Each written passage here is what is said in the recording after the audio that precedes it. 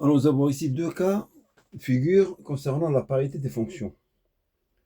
Nous avons ici f qui a pour x, elle associe x sur 1 et sur x au carré. G, pour x, elle donne x puissance 4 moins 2x au carré. Alors, en vous revenant à la première, pour qu'elle soit définie, il faut que le dénominateur ne soit pas nul. Donc, il faut que 1 moins x au carré soit différent de 0. Donc, on va étudier le cas où 1 moins x au carré est nul. Elle est nulle pour deux valeurs.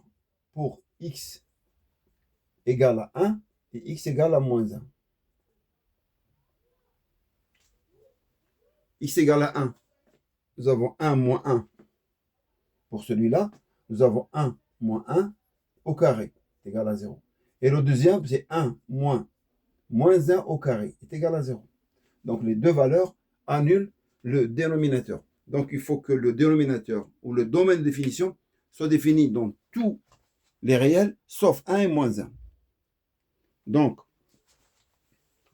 on va écrire que le domaine de définition pour f, que le domaine de définition soit tout le R sauf le moins 1 et le 1. Donc je vais commencer par le moins l'infini et là je vais mettre plus l'infini. Alors, de moins l'infini jusqu'à moins 1, union moins 1, 1, union 1 plus l'infini. Donc je vais l'écrire plus proprement.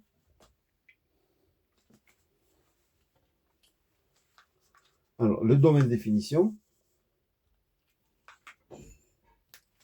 c'est moins l'infini, moins 1, union, moins 1, 1, union, 1, plus l'infini. C'est ça le domaine de définition de cette fonction. Là, il va prendre toutes les valeurs à partir de moins l'infini, des valeurs très grandes négatives, hein, jusqu'à moins 1. Il ne prend pas le moins 1. Ensuite, il commence à partir de moins 1 avec quelque chose jusqu'à 1.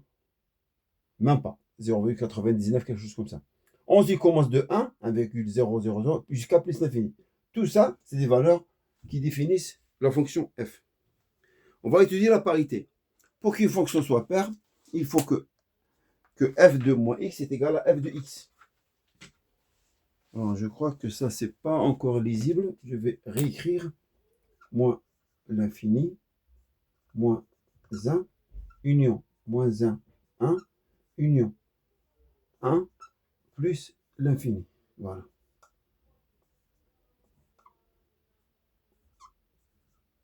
Remarquez que toujours valeur ainsi ouvert, moins 1 ouvert, 1 ouvert, et 1 ouvert, et ici 1 ouvert, des deux côtés. Alors, la parité, pour qu'une fonction soit paire, il faut que l'image de x soit égale à l'image de moins x. Ça, c'est paire. Si f de x est égal à moins f de moins x, on dit que c'est impair. Fonction impaire. Donc, paire et impair. Donc, on retient ça. On va voir maintenant en remplaçant ici cette fonction f par f de moins x. Donc, je reprends.